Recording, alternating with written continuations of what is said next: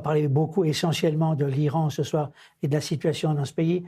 Ma première question sera la suivante. Quel bilan dressez-vous des manifestations gigantesques et de la répression atroce, féroce, commise par le régime, ce que j'appelle le régime barbare de Ali Khamenei?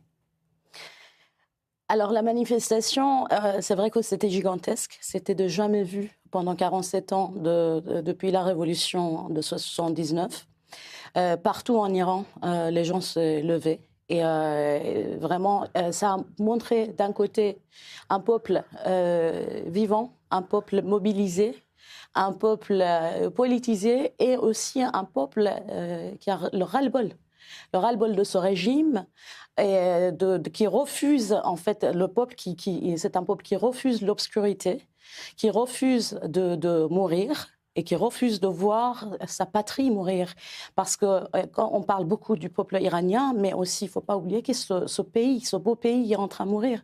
Même de point de vue écologie, la nature, tout. Et de l'autre côté, on a un régime barbarique qui a mené vraiment un massacre génocidaire. Insupportable. J'entends des chiffres, mais je pense qu'on peut facilement parler de minimum 50 000.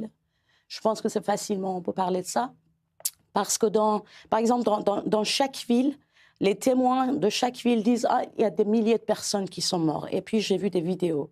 Les corps, c'est hallucinant. En fait, on ne fait même pas ça avec les animaux. Les corps sont partout et donc un bilan vraiment catastrophique. Donc, Je rappelle que vous avez été pendant longtemps notre contact en France avec l'Iran. Tout ce qui s'y passait au moment déjà des précédentes manifestations et qu'on était alimenté en informations par vous-même. Et ça, c'était très précieux. Alors moi, j'aimerais avoir votre avis aujourd'hui sur est-ce qu'il y a selon vous encore une chance que ce régime puisse tomber et comment le scénario de soulèvement populaire auquel vous faisiez allusion est-il encore réaliste avec l'aide militaire des États-Unis et d'Israël? La chance que le régime tombe, oui, c'est très même élevé. Vous savez, c'est une contre-révolution ce qui se passe. Et une contre-révolution, on ne peut pas uniquement dire, en général, les révolutions, on ne peut pas uniquement compter sur le peuple. C'est très beau, c'est très important que le peuple marche dans les rues, mais c'est jamais suffisant. Parce qu'en face, on parle d'un régime qui n'est pas juste un régime. On parle de l'IRGC, on parle des gardiens, de Quds Forces, on parle d'Hashd al-Shabi, des Fatemiyun, des Zeyd Nabiyun, de tous ces gens-là qui font rentrer en plus en Iran pour massacrer les gens. Donc un peuple, même autant courageux qu'on a pu témoigner récemment avec les Iraniens, avec les mains vides, Christian, qu'est-ce que vous voulez qu'ils fassent? Jusqu'à quand? Combien de millions, combien de centaines de milliers il faut mourir? Donc il faut absolument l'aide militaire étrangère. Ce n'est pas possible. Oui, mais on a le sentiment que Donald Trump ne veut pas d'un choc frontal avec l'Iran, avec le régime iranien. Peut-être au nom caché du business. Je ne suis pas sûre s'il ne veut pas. En fait, je vais un peu plus loin. Je pense qu'il n'y a absolument pas de ligne directrice dans la politique étrangère des États-Unis depuis Donald Trump. Parce qu'en fait, malheureusement, il est entouré par des personnes qui n'ont même pas été élues, des personnes qui l'entourent, qui sont, on peut dire, les courtiers en immobilier, qui ont des business, qui donnent leurs avis et Trump les écoute. Donc ça dépend. Un jour, on lui dit il faut attaquer, un jour, on lui dit il ne faut pas attaquer. Vous voyez, donc, je comprends que beaucoup de personnes ils disent non, mais c'est une stratégie pour créer la confusion. Mais non, je ne le vois pas comme ça, vraiment. Je ne le vois pas comme ça. C'est un peu bizarre d'un pays comme les États-Unis d'avoir tellement, vraiment, manque de stratégie. Ce n'est pas possible. Donc, l'autre côté, l'armée américaine a besoin de préparer, être en coordination avec tous les pays, surtout dans la région. Et ça prend du temps. Et malheureusement, président Trump, parfois, il parle quand il ne fallait pas. Ce n'est pas le bon moment, ce n'est pas pertinent. Donc, il a dit quelque chose et maintenant, il a deux choix. Soit il recule, soit C'est une expression que j'ai souvent utilisée. J'ai qualifié Trump de flip-flopper. Oui, exactement. C'était quelqu'un qui change d'avis comme de chemise, comme on dit. Exactement, ça dépend qui est à côté de lui, hein, avec qui il a passé la soirée.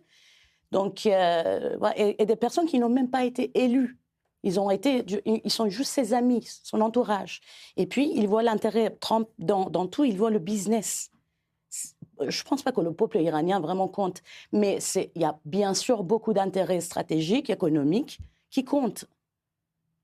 Donc, il est en train de faire ses calculs et après, l'armée américaine devrait se préparer. Ce n'est pas une blague confrontée à un pays comme l'Iran. Alors justement, comme vous dites, ce n'est pas une blague d'affronter l'Iran, c'est quand même un grand pays, une grande civilisation. Mais est-ce qu'aujourd'hui, quand on voit le développement de la situation, vous avez le sentiment, ce que je vous disais tout à l'heure, oui, qu'il y a quand même une chance de voir ce régime, cette ayatollarchie tomber? Moi, je le vois absolument pas nécessairement avec l'armée américaine et pas nécessairement avec un soulèvement ou une contre-révolution. Mais je pense qu'on peut voir très bien d'ici maximum 2 mois, peut-être 3 mois, peut-être 4 mois, soit les Américains attaquent et puis on a l'Israël qui va suivre, parce que forcément ils vont suivre, parce qu'ils seront attaqués. Et bon, je suis désolée, mais bon, c'est comme ça. Et s'il n'attaque pas, connaissant Premier ministre Netanyahou, il ne va pas laisser passer cette opportunité, cette fenêtre ouverte. Donc ça va attaquer. Et cette fois-ci, ça m'étonne que quelqu'un écoute M. Trump qui fait des tweets et dit arrêtez, bombardez pas, etc., etc. Donc ce régime va tomber. Alors, est-ce que pour vous, Reza Pahlavi, prince héritier, que nous avons reçu beaucoup de fois sur I24 News, représente encore une chance? Est-ce qu'il peut être l'homme du consensus? Il est absolument l'homme de consensus. Son Altesse, il est prêt depuis longtemps, depuis des années. Et on a vu très bien les images qu'il arrive des rues Téhéran, Esfahan, Shiraz, en Kurdistan, en Azerbaïdjan, n'importe où. On entend pratiquement à 80%, 90% Javad Shah, ceux qui vivent le roi, ou pas la vie, on est prêt, vous allez retourner, etc., etc. Et parfois, mort à dictature. Donc, on entend très bien que le peuple, il voudrait retrouver ses racines, son identité, son drapeau. Vous voyez, donc il en a ras-le-bol. Et même si c'est pour une période de transition, c'est très important. Le peuple, ils ne font pas confiance à d'autres personnes. Qui d'autre? Il n'y a pas de nom. Et on ne fait pas confiance de toute façon. Il est prêt, mais le problème, c'est autre chose. Le problème, encore, sont, par exemple, dans l'administration israélienne, il n'y a absolument aucun souci. Je sais très bien qu'il y a le soutien pour Son Altesse. Mais aux États-Unis, tout est complètement différent. Parce que, comme j'ai dit, là-bas, on parle de... On dit qu'il n'est pas bien dans les papiers de Trump. Il n'est pas bien dans les papiers de Trump, c'est vrai, ça, je le sais. Historiquement, les Américains, ils n'aiment pas tellement le royaume. Mais il y a d'autres choses. Parce que pour Trump, pour les Américains en général, pas que Trump, ce n'est pas une question uniquement de changer le régime pour uniquement l'amour de Dieu. Voilà. Donc il faut des consensus économiques probablement, des avantages, des deals bien en avance. Et connaissant Prince Reza Pahlavi, c'est un patriote et il a mal à entrer dans les négociations pour donner un petit peu quelque chose à droite à gauche. Je pense que c'est là le problème essentiel. Alors, je voudrais un petit mot sur l'Europe. L'Europe et la France en particulier ont une attitude plutôt conciliante avec l'Iran. Est-ce que c'est de la lâcheté pour vous? La lâcheté, l'hypocrisie, démagogie de gauche. Et on voit très bien. Et après, il faut quand même comprendre qu'il y a un agenda de Bruxelles. Donc, comment un pays comme la France peut décider déjà sans avoir l'accord de Bruxelles? Donc, je pense que... Et d'un côté, peut-être, il y a une sorte, je ne sais pas, peur, on peut l'appeler peut-être, parce que si ça arrive en Iran, c'est tectonique, ça va complètement changer tout le paysage, même en Europe. Donc, ça peut aussi les inquiéter parce que je ne vois pas aujourd'hui les Français très contents, ou d'autres Européens. Vous voyez cette imagination qu'on peut se lever, on peut faire des choses, on peut changer. Donc ils sont ils font attention, voilà. Derrière, il voudrait bien travailler avec Trump, apparemment. Il y a un SMS qui est sorti ce matin. Mais Trump est imprévisible. Voilà. Je veux dire, d'un côté, ils ont leurs intérêts après avec les Qataris, les Saouds, les frères musulmans, tout ça, et la gauche qui envahit partout, la gauche, je veux dire, islamo-gauchiste, voilà. Et puis les islamistes qui sont partout. À l'autre côté, on a Bruxelles. Et de l'autre côté, ils voudraient bien quand même, ils ont peur un petit peu, je pense, de l'IRGC et tout ça. Voilà, ils ont... révolution. Voilà, exactement. Donc, ils sont méfiants. Mais je pense que le moment qu'ils voient que c'est en train de tourner, ils vont changer la veste. Une dernière question, Arshia. Oui. Comment voyez-vous l'avenir de l'Iran à court, moyen terme dans le pays et à travers le Moyen-Orient? Alors, à court, si on peut dire par exemple 1 mois, 2 mois, je ne sais pas. Je sais que le peuple est vraiment. Les Iraniens sont un peuple de la poésie et des chansons. Donc, en ce moment, ils sont rentrés dans un, on peut dire, période très déprimante. C'est une sorte de nervous breakdown, on peut dire.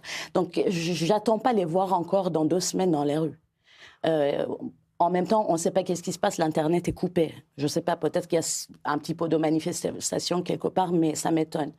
Donc, il y aura une période un peu sombre, et puis ils attendent. Moi, je connais des personnes, je connais de la famille, ils attendent Abraham Lincoln qui arrive dans la Golfe Persique. Vous voyez, on voit même des blagues. Donc, tout le monde attend Bibi, tout le monde attend Trump de faire quelque chose. Donc, voilà, j'espère que le Premier ministre Netanyahou prend vraiment le contrôle en main. Merci beaucoup, Arshia. Merci à vous. Votre prestation. Merci à vous, Christian.